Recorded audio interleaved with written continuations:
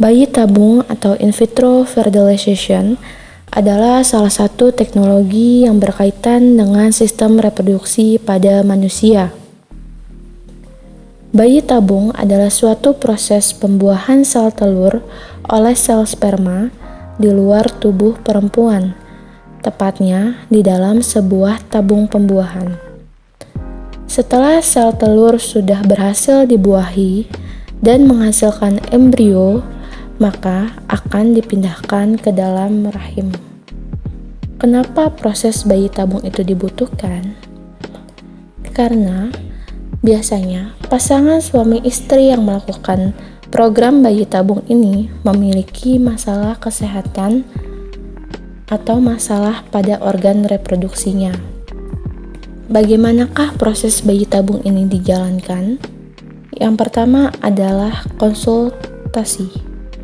Konsultasi ini dibutuhkan agar dokter dapat melihat apakah pasangan suami istri ini memang harus melakukan program bayi tabung atau tidak. Lalu selanjutnya adalah pengecekan darah. Dan selanjutnya adalah stimulasi ovarium. Tujuan stimulasi ini adalah untuk meningkatkan jumlah sel telur yang dapat dihasilkan oleh ovarium. Semakin banyak sel telur yang bisa diambil dan dibuahi selama proses bayi tabung, maka semakin besar pula kesempatan terjadinya kehamilan. Lalu, proses selanjutnya adalah pematangan oosit. Sebelum sel telur diambil dan dipindahkan ke rahim ibu, maka telur harus menyelesaikan pertumbuhan dan perkembangannya terlebih dahulu. Untuk memicu pematangan oosit tersebut, ibu akan diberi suntikan human chorionic gonadotropin atau HCG yang berguna untuk pematangan telur. Suntikan tersebut dilakukan sebanyak 1 kali dan harus dilakukan pada waktu yang tepat. Lalu proses selanjutnya adalah pengambilan sel telur.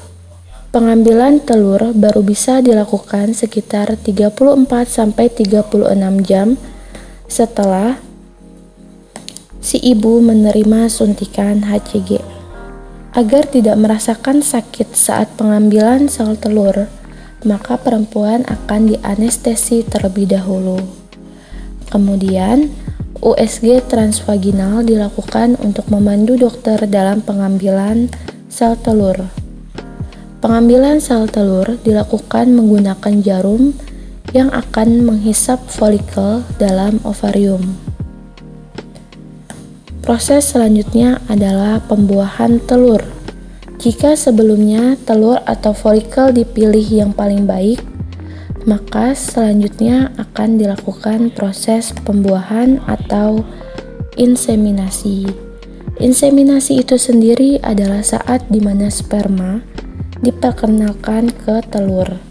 Kemudian, hasil gabungan keduanya dimasukkan ke dalam ruangan khusus, biasanya dalam waktu 12-24 jam. Diharapkan sudah terjadi pembuahan antara sperma dengan sel telur. Proses selanjutnya adalah pemindahan telur yang sudah dibuahi. Setelah telur dibuahi, embrio yang dihasilkan akan disimpan selama 3-5 hari di dalam tempat khusus sebelum dipindahkan ke rahim. Pemindahan telur yang sudah dibuahi biasanya dilakukan pada hari kelima setelah pembuahan, di mana embrio sudah berada pada fase blastosit. Proses selanjutnya adalah menunggu hingga 2 minggu.